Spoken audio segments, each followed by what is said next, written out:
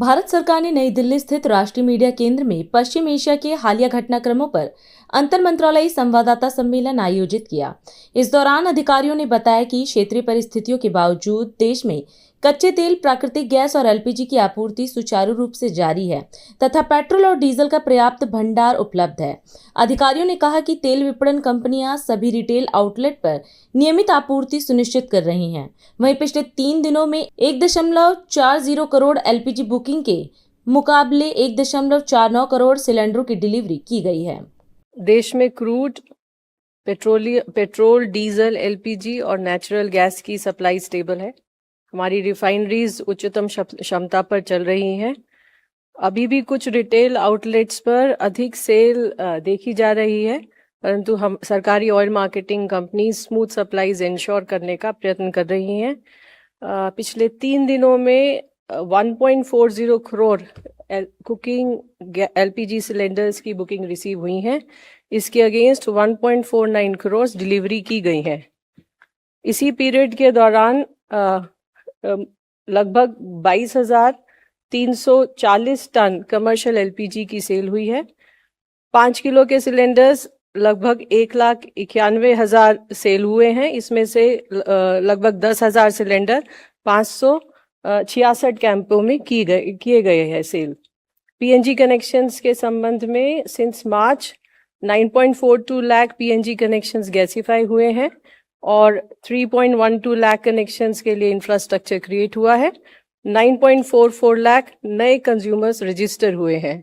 In addition to this, Government of India, White Letter 10th June, has requested Chief Secretaries of all the states and Union Territories to issue necessary instructions to district collectors, district magistrates, commissioners, special officers of urban bodies to collaborate with respective SLCs, CGD entities to nudge and urge LPG consumers to fully migrate to PNG wherever available. The involvement of district and urban body administration will improve the outcome of ongoing effort of the government in expanding PNG network.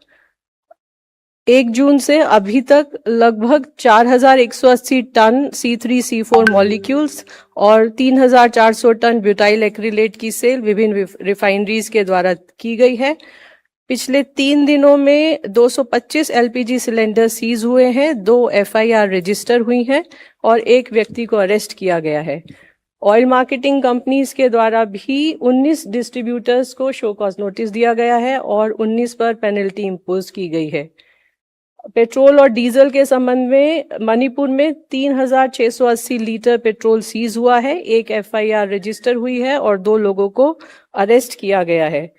पिछले 3 दिनों में oil marketing companies ने भी 291 dealers को show cause notice दिया है, 14 पर penalty impose की है और 461 को सस्पेंड किया है।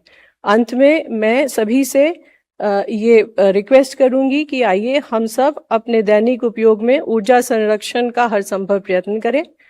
अपनी आवश्यकता के अनुसार पेट्रोल, डीजल और एलपीजी सिलेंडर का क्रय करें और अफवाहों से बचें। जहां पर भी संभव हो वहां ऑल्टरनेट सोर्स जैसे पीएनजी, इंडक्शन और इलेक्ट्रिक कुकटॉप पर का उपयोग करने का प्रयत्न करें। धन्यवाद। आज हम इस कार्यक्रम में आपसे विदा लेते हैं। आप अन्य खबरों के लिए बने रहे। राष्ट्र सर्वप्रथम, वंदे मातरम, जाग उठा है भारत।